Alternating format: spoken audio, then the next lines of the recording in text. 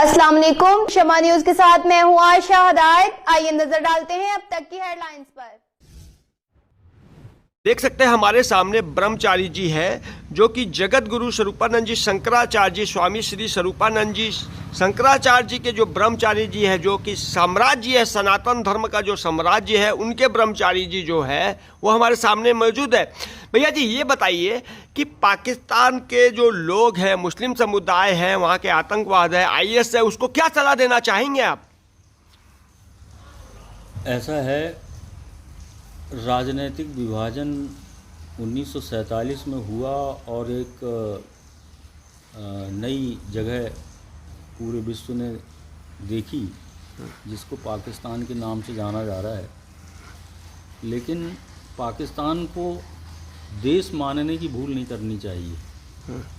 देश की अपनी एक संप्रभुता होती है, देश का एक संविधान होता है, वहाँ का कानून होता है, वहाँ की भाषा होती है और भूमि से एक जुड़ाव होता है। ये सब चीज़ें पाकिस्तान में कभी नहीं रही हैं। 1947 के बाद जैसा कि अंग्रेज़ चाहते थे, एक कॉलोनी टाइप बना दी उन लोगों ने अपने लिए, और वही हुआ कि स्वतंत्र रूप से पाकिस्तान का जो अस्तित्व है वो कभी नहीं रहा। वो हमेशा किसी की गोद में रहा। पहले ब्रिटेन था, ब्रिटेन के बाद अमेरिका आ गया, अमेरिका के बाद सऊदी अरब देश आ गए, अब चाइना आ गया। तो पाकिस्तानियों की जो राष्ट्रीयता है वो कभी नहीं बन पाई कि हम, जैसे कि भारत के लोगों में भारत के प्रति जो प्रेम दिखता है, यहाँ की संस्कृति के प्रति जो प्रेम दिखता है, वो गौरव, वो गरिमा जैसा पाकिस्तान के पास कभी नहीं रही। माँ मानते हैं भारत माता की। हाँ, माँ मानते हैं और उसको बहुत प्राचीन संस्कृति मानते हैं। तो वो एक जो आदर है, जो संप्रभुता देश की है और देश के लिए मर मिटने की जो बात होती है, वो जैसी भारत में है या और अन्यत्र रहती है, वैसी पाकिस्तान में नहीं है। पाकिस्तान कभी भी एक ठोस अस्तित्व को लेके नहीं है। हमेशा जो है पाकिस्तान ढुलमुल रहा है, संशय में रहा है। कभी वो अमेरिका के पक्ष से बात करता है, कभी चाइना के पक्ष से, कभी उससे। तो इस तरह से एक परजीवी जैसा व्यवहार वहाँ होता है। पाकिस्तान को अगर देखो, ये जो स्थिति होती है ना, अनवस्था जिसको संशय कहते हैं, ये सबके लिए खतरनाक। आज पूरे विश्व के लिए कुछ जो खतरनाक देश हैं, जगह हैं, उनमें नॉर्थ कोरिया, सोमालिया, पाकिस्तान, इस तरह के देश होते हैं। ये सबके लिए खतरनाक हैं ये, क्योंकि इनका अपना कोई संविधान, अस्तित्व, वो सब नहीं है। भारतीय संविधान देखो, 1947 में कितनी जल्दी हम लोगों ने बना के और एक देश को उसको अनुशासित कर दिया संविधान से।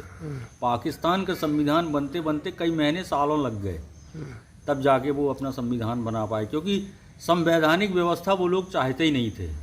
वो तो एक सैनिक शासन चाहते थे और आज भी वही है। संविधान, लोकतंत्र, ये सब छलावा है। इसके नाम से ये लोग दूसरे देशों से पैसा प्राप्त करना है, इसलिए ये लोकतंत्र या जमहूरियत की बात करते हैं। बाकी वहाँ पूरी तरह तानाशाही है, सैनिक शासन है, सेना के लोग पूरी तरह से काबिज हैं। वहाँ के आज तक किसी भी प्रधानमंत्री का कार्यकाल हम लोगों ने नहीं देखा कि पूरा हुआ।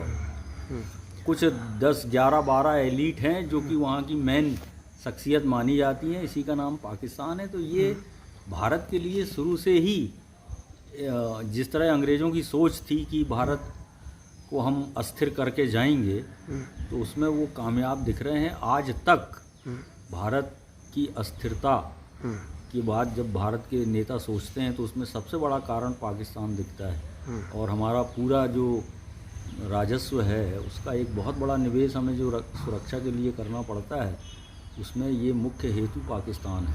जैसे प्रधानमंत्री की आपने कहा बात, प्रधानमंत्री को बनने के बाद या तो उनका राज्यकाल खत्म हो जाता है, जैसे इमरान खान ने 3 साल सत्ता चली, बनर्जी भुट्टो है, उसको मार दिया गया, कत्लेआम कर दिया गया। उससे पहले जो थे वो देश छोड़कर दुबई भाग गए पैसा लेकर। ऐसे पाकिस्तान में प्रधानमंत्री का राज्यकाल पूरा नहीं होता है। ऐसा है कि प्रधानमंत्री वहाँ कठपुतली के जैसे काम करता है। सारी वहाँ के जितने ठेके हैं और जितना भी इंफ्रास्ट्रक्चर है, उसमें सब जो है सेना का कब्जा है। और जो वहाँ बजट आता है उसमें सबसे बड़ी सुविधा वहाँ सेना ले लेती है और पूरे पाकिस्तान को ये डर दिखा के ले लेती है कि अगर इस पे आप लोग सेना पे खर्चा नहीं करेंगे तो भारत अटैक कर देगा। ये डर दिखा दिखा कर ये लोग जो है अपना बजट पूरा, और इस तरह से वो देश आज इस स्तर पे पहुँच गया है कि पूरे विश्व में जो सर्वाधिक गरीब देश हैं उस रेटिंग में पाकिस्तान चल रहा है। देखिए डॉलर भी 300 और आटा 180 रुपया, टमाटर, सब्जी, हर चीज़ खाद्य पदार्थ का जो रेट है वो आसमान छू रहा है। महंगाई चरम सीमा पर है, पेट्रोल डीजल देखिए। अब ये ब्लास्ट जब भी होगा तो ये आसपास पूरे दक्षिण एशिया को प्रभावित करेगा, और ये ब्लास्ट होने ही वाला है। ये परमाणु बम का ब्लास्ट नहीं है, ये व्यवस्था का ब्लास्ट है जो इनके यहाँ चरमरा गई है। अब इसमें ये हो रहा है कि बलूचिस्तान अलग भाग रहा है, गिलगिट बल्टिस्तान भी भारत में शामिल होना चाहते हैं, खैबर पख्तूनख्वा को जो है वो पूरा उन लोगों ने डिस्टर्ब किया है, तालिबान अफगानिस्तान ने। तो इस तरह से इस्लामाबाद और लाहौर के अलावा अब पाकिस्तान के पास कुछ है नहीं है। सब जगह अपनी अपनी सरकारें लोग बना के शासन शुरू कर दिया है, बलूचिस्तान में भी, पख्तूनख्वा में भी, और बस इस्लामाबाद बचता है, लाहौर बचता है। तो वहाँ भी इतनी घमासान मची हुई है। इनके यहाँ टीटीपी अंदर बैठा हुआ है जिसको ये लोग अपना समझ रहे थे, आज वही जो है समानांतर सरकार बना के इन लोगों को परेशान कर रहा है। तो देखो, एक स्वस्थ और स्थिर पड़ोसी हर देश के लिए बहुत ज़रूरी होता है। एक अस्थिर और इस तरह का जो पड़ोसी है, इसलिए भारत को पाकिस्तान की चिंता मजबूरी में करनी पड़ती है क्योंकि वो पड़ोसी है। और अगर पड़ोसी अस्थिर रहेगा और इस तरह की अराजकता में रहेगा तो निश्चित इसका प्रभाव भारत में भी पड़ेगा, दूरगामी। तो इसलिए हम लोग तो बस ये चाहते हैं, भारत का जो संविधान है वो ये चाहता है कि एक अच्छा पड़ोसी के रूप में पाकिस्तान सामने आए। आतंकवाद और जिस तरह नशे की सामग्री यहाँ ड्रोन से गिराई जा रही है, जो कि बिल्कुल स्पष्ट है, सामने ही सब दिख रहा है, कुछ किसी प्रूफ की ज़रूरत नहीं है। इन सब चीज़ों से पाकिस्तान अपने को दूर करे और मेहनत, और जैसा कि वहाँ पे सब संसाधन प्राकृतिक रूप से उनको मिले हुए हैं, उन सबको वो चलाएं और किसी के मुखापेक्षी या परजीवी बन के ना रहें, एक देश के रूप में राष्ट्रीयता विकसित करें। बात यह है कि न तो ये अपने को अरब का अनुयायी समझ पा रहे हैं, और भारत से भी ये अपना जो इनकी भूमि है, जहाँ के ये 2-3 पीढ़ी पहले हिंदू ही थे सारे, ये सब मुसलमान बन गए। तो ये सब बातें पाकिस्तान की जनता जानती है। तो अब सब कुछ मिला के एक ऐसा सिनेरियो वहाँ डेवलप हो गया है कि वहाँ जो है इमरान खान एक अलग नारा दे देते हैं। अभी जो शहबाज शरीफ नवाब शरीफ के भाई जो भाग गए थे, शहबाज शरीफ, नून लीग, पीटीआई, ये सब के मकड़ जाल में पाकिस्तान नष्ट होने की कगार पे खड़ा है। तो ये भारत के लिए एक चिंता की बात है। तो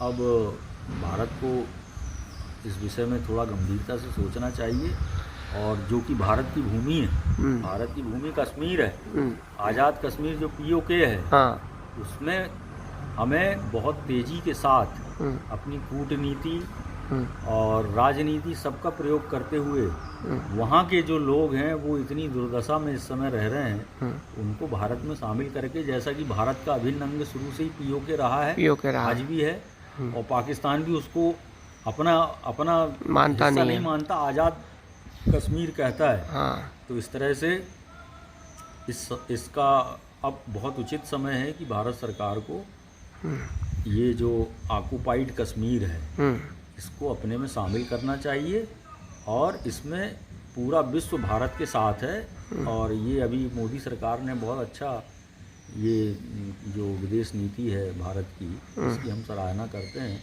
कि कुछ चीज़ें तो बहुत अच्छी हुई हैं।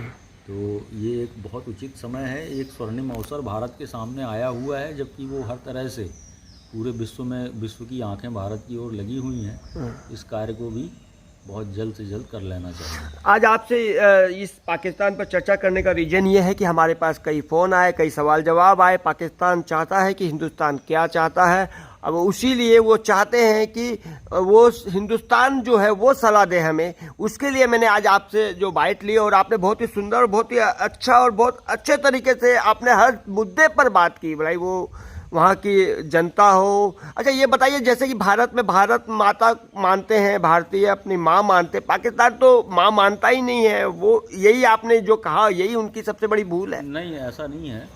मादरे वतन कहते हैं वो, हम्म माँ को, अपने वतन को मादरे वतन कहते हैं। तो ये सब इन्होंने संस्कृति सारी भारत से सीखी है, शब्द उर्दू के दे दिए गए हैं।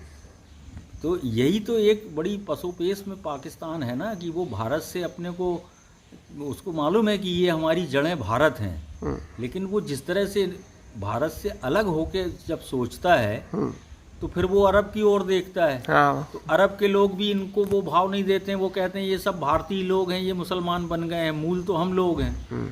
तो जो मुस्लिम देशों का संगठन का नेता पाकिस्तान बनना चाहता है, और पिछले दिनों से वो बहुत इनका प्रयास चलता था कि मुस्लिम जितने कंट्री हैं उसके हम मगुआ रहें, तो ये चीज़ें भी अब ध्वस्त हैं। OIC पूरा जो है अब एक नाम का संगठन रह गया है, क्योंकि इसमें मुख्य भूमिका सऊदी अरब की होती है। सऊदी अरब विकास की दौड़ में इस्लाम को बहुत पीछे छोड़ चुका है। वाह, सही में बहुत आगे है। तो अब जो है पाकिस्तान का अब कोई रोल बचा नहीं है। पाकिस्तान तो बस अब ये है कि इनका ना कोई एजेंडा है, ना कोई आगे बढ़ने देते हैं। वो कहते हैं ये सब भारतीय लोग हैं, ये मुसलमान बन गए हैं, मूल तो हम लोग हैं। तो जो मुस्लिम देशों का संगठन का नेता पाकिस्तान बनना चाहता है, और पिछले दिनों से वो बहुत इनका प्रयास चलता था कि मुस्लिम जितने कंट्री हैं उसके हम मगुआ रहें, तो ये चीज़ें भी अब ध्वस्त हैं। OIC पूरा जो है अब एक नाम का संगठन रह गया है, क्योंकि इसमें मुख्य भूमिका सऊदी अरब की होती है। सऊदी अरब विकास की दौड़ में इस्लाम को बहुत पीछे छोड़ चुका है। वाह, सही में बहुत आगे है। तो अब जो है पाकिस्तान का अब कोई रोल बचा नहीं है। पाकिस्तान तो बस अब ये है कि इनका ना कोई एजेंडा है, ना कोई आगे बढ़ने का कोई इनके पास योजना है, ना कोई योजना आयोग है। इस तरह से पाकिस्तान तो अब हर दिन, जैसे वो दिहाड़ी मजदूर होते हैं ना, कि हर दिन कमाते हैं और खाते हैं, इस स्थिति में देश आ गया। इनके पास बैलेंस के नाम पे कुछ नहीं बचा है। ये बस अवसर की तलाश में है, और इसके पहले भी यही रहा। ये कभी चाइना की गोद में बैठते थे, कभी सऊदी अरब की गोद में, कभी अमेरिका की गोद में। अब ये हो गया है कि दिहाड़ी मजदूर जैसे देश हो गया है।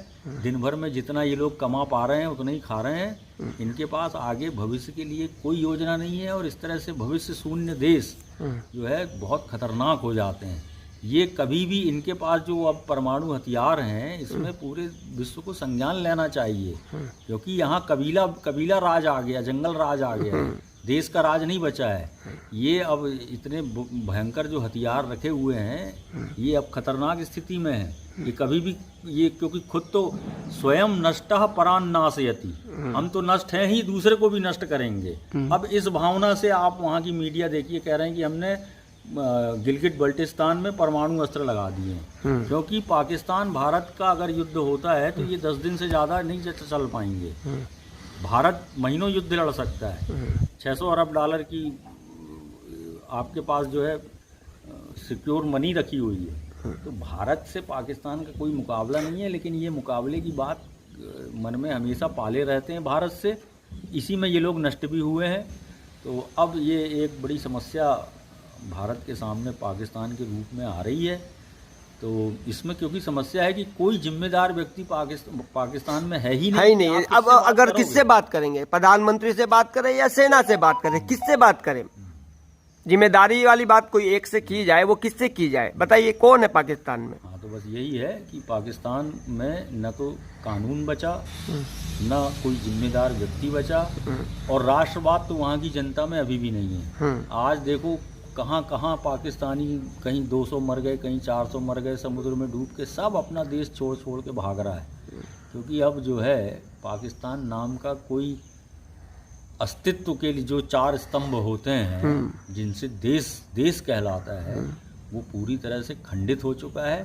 अब पाकिस्तान बहुत तेज़ी से, जैसे वो तारा टूट के बिखरता है, तो बस उसी बिखराव की ओर धीरे धीरे ये देश जा रहा है, जो कि भारत की बहुत बड़ी समस्या है। आगे के एपिसोड में हम फिर और मुस्लिम धर्म से जुड़ी हुई जो बातें हैं उस पर चर्चा करेंगे। चलिए, धन्यवाद। हमारे सामने मैंने जैसा कहा कि साम्राज्य, शंकराचार्य साम्राज्य के ब्रह्मचारी जी ने आज कितने खुलासा और कितने संक्षेप में आपको पूरा वर्णन कर दिया पाकिस्तान का। अगली बार जो है वो धर्म के विषय में बात की जाएगी। हेमंत तोसावर, हेमंत टीवी चैनल से। मैं चाहूँगा आप इसे शेयर करें। पाकिस्तान वालों को भी कहूँगा ईर्ष्या और जलन की भावना न रखें इनकी बातों से, इसको शेयर जरूर करें।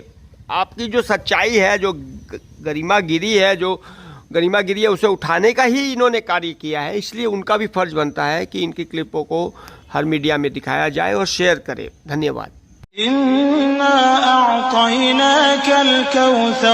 ए नबी सल्लल्लाहु अलैहि वसल्लम, हमने तुमको कौसर यानी बहुत ज्यादा भलाई अता फरमाई है। तो अपने परवरदिगार के लिए नमाज पढ़ा करो और कुर्बानी किया करो।